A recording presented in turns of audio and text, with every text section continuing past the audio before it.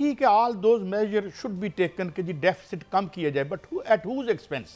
जिस तरह मैं डॉक्टर साहब मैं आपका कमेंट चाहूँगा, फिर खाकान साहब की तरफ आता हूँ। डॉक्टर इकराम साहब कि अभी यूएनडीपी ने कहा यार 16-17 बिलियन में फिर 5.8 ट्रिलियन आपने जो है सब्सिडीज दे दी, तो उधर यानी मैं छोटे तबकात को अटैक हमलावर और इसको बैलेंस करने के लिए जो अपने अनटचेबल है और कहते हैं हम मुश्किल फैसला कर रहे हैं। It's a very easy decision to pass on सारा खसारा आवाम को पास ऑन करना। जी डॉक्टर साहब, डॉक्टर इकराम साहब और फिर खाकान साहब की तरफ आता हूँ। जी देखिए, जो फिस्कल कंसोलिडेशन है उसके तो सब हामी हैं और फिस्कल स्टेबिलिटी के भी सब हामी हैं। हम इस बात पे इशारा कर रहे हैं कि क्या ये ज़रूरी है कि 18% का सेल टैक्स लगाकर इफेक्टिव रेट 4-5% निकाला जाए और सिर्फ 2,75,000 लोगों को रजिस्टर किया जाए आज तक। जब ट्रेडर्स को कहा कि आप रजिस्टर हो जाए, उन्होंने कहा नहीं होंगे। जब उन्हें कहा इनकम टैक्स की रिटर्न दो, उन्होंने कहा नहीं देंगे। उन्होंने कहा चलिए ठीक है, फिर सैलरी वालों पे टैक्स लगा देते हैं ज़्यादा। अब ये हम बात करें डिस्टॉर्शंस की इन टैक्स पॉलिसी। वो जो बात खाकान साहब ने की है वो बिल्कुल मुनासिब बातें हैं, उसके हक पर कोई इख्तलाफ नहीं है। सिर्फ इख्तलाफ जो हम उनसे कर रहे हैं, बजट बनाने वालों से, वो ये कर रहे हैं कि अगर आपके पास टैक्स एक्सपेंडिचर में 5.8 ट्रिलियन थे, तो क्या 1 ट्रिलियन क्या वहाँ से आप नहीं क्रिएट कर सकते थे स्पेस, जिससे आप ये सैलरी वाले लोगों को जो ऑलरेडी बेचारे बहुत हैंड टू माउथ हैं, तो उस with in that tax structure भी आपने क्या किया? आपने वो मरात वापस नहीं लेना चाहिए। देखिए, अब मैं स्पेसिफिक एग्ज़ाम्पल देता हूँ। एक क्लॉज़ 55 में लिखा हुआ है कि जुडिशियल अलाउंस तो सिर्फ़ हाई कोर्ट और सुप्रीम कोर्ट के जजेस का माफ़ होगा, यानी लोअर जुडिशरी का नहीं होगा। वैसे डिस्क्रिमिनेटरी है भई, वो भी ज़्यादा काम करते हैं। और इस जुडिशियल अलाउंस की मकदार क्या है? ये है उनकी सैलरी के बराबर, यानी अगर 25 लाख उनकी सैलरी कर दी गई है, तो 25 लाख का अलाउंस उनको टैक्स फ्री दे दिया। अब मुझे बताइए इसकी क्या जस्टिफिकेशन है?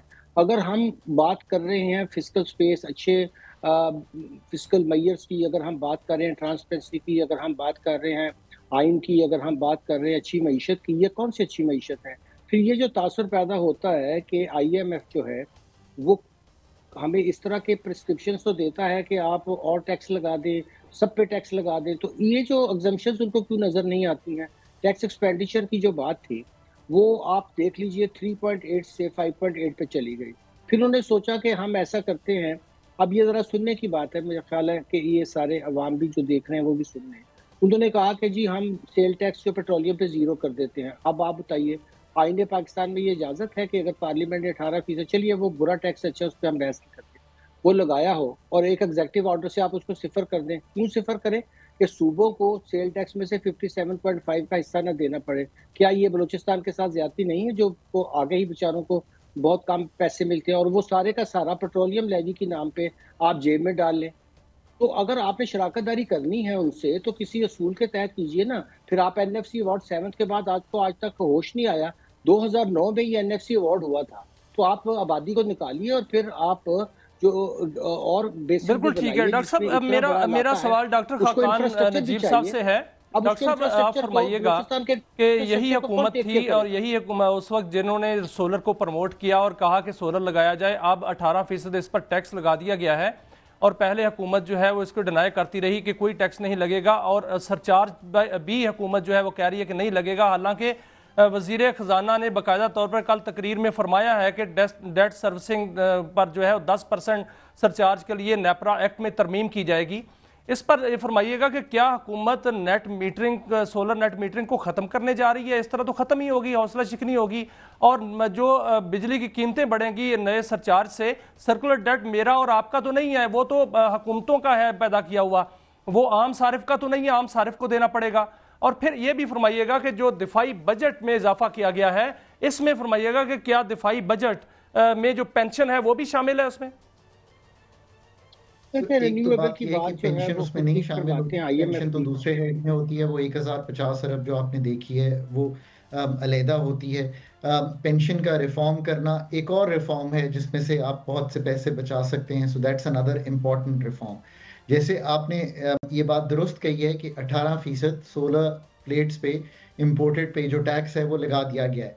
अब आई थिंक अभी इसको हमेशा सोच ये पैदा हो गई है कि सोलर बहुत सस्ता हो गया है और वो बहुत फरावानी से लग रहा है पाकिस्तान में, और चूंकि पाकिस्तानी ऑफ ग्रिड जा रही हैं तो इस प्रोसेस को वो रोकना तो नहीं चाहते, बट इसको स्लो जरूर करना चाहते हैं, बिकॉज जो सोलर की इंजेक्शन है इनटू द सिस्टम वो तवक्कुआत से बहुत ज्यादा है, और कोशिश ये करने की हो रही है कि उसका रेट थोड़ा रेज हो जाए। अभी तो आप 1.5-2 साल में अपने सोलर की पेमेंट निकाल लेते हैं कि लेकिन उसका खान साहब this is time good, period कहीं ये 3 तो बढ़ना चाहिए और सस्ती आए, हमारी इंडस्ट्रियलाइजेशन के लिए जरूरी है। Why to discourage it Khan sahab? Because 7,000 megawatt काजी साहब बिजली पड़ी हुई है इस वक्त स्टेट के पास जो कि बिक नहीं रही है।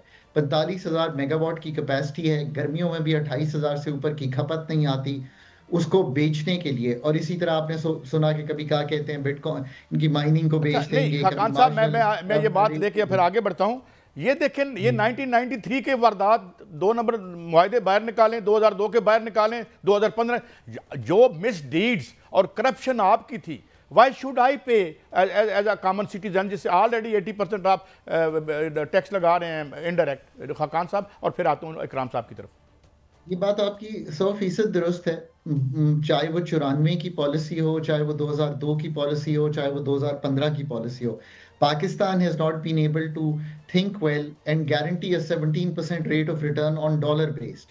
अब इस खता का जो जिम्मेवार है उसको हम क्या कर सकते हैं? आप बड़े भले आदमी हैं, बड़ा नरम लफ्ज इस्तेमाल किया आपने खान साहब, क्योंकि फाइनेंशियल टाइम्स को मैं अगर कोट करूं 2014 की इशात थी, तो इट इज़ अ खुली वारदात, यानी I think they should be booked. और ये मुआहदे खोल के अवाम को बताने चाहिए, मेरे पैसों से मुआहदे हुए थे। तो ये वारदात अब भी जारी है, और मैंने कल अर्ज किया था कि जनाब आज फिर IPPs जीत गए, 25 करोड़ लोग हार गए।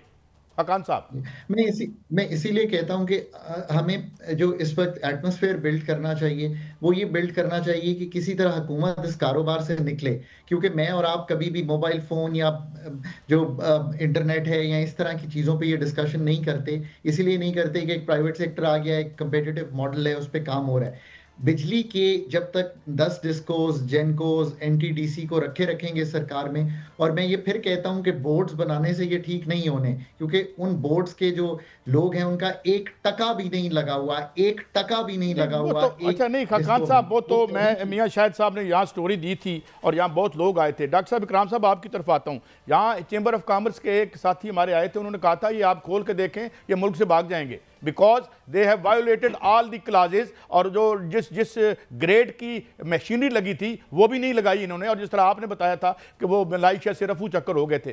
तो I think this is the Achilles heel, and I think the whole state and this country is being held hostage by 30-40 families. Doctor साहब,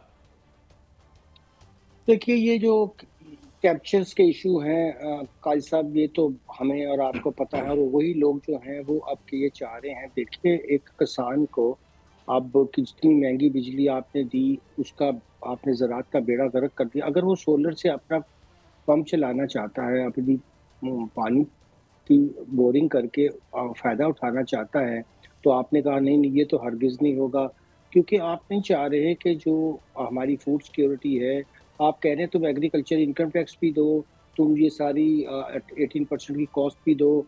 जिन मुल्कों के अब एक्सपोर्ट कर रहे हैं हमारे उनकी पर एकड़ यील्ड देखें, आप उनकी बिजली माफ करना किसानों को देखें। डॉक्टर साहब सॉरी, ये वक्त की कमी है, और नजीब साहब आपने ये हमें बताया था, मैं जस्ट ये यस और नो चाहूँगा कि जो जाहिर है कि जो पेंशन है वो बजट से, डिफेंस बजट में अलग है, ये कहा था आपने, if I have heard you rightly. जी दुरुस्त, ठीक। जनाब डॉक्टर खाकान नजीब साहब माहिर मईशत हमें बहुत ही हमारे जो मिटाए हैं। जनाब डॉक्टर इकरामुल हक साहब किसी तारुफ के मोहताज नहीं है, तो हमने कोई लगी लिपटी रखे बगैर इस बताया हमने कि ये बजट हमारा है, आवाम का है या इशराफिया का है। तो मेरे ख्याल में बातें तो वाज़ेह हो ही गई होंगी।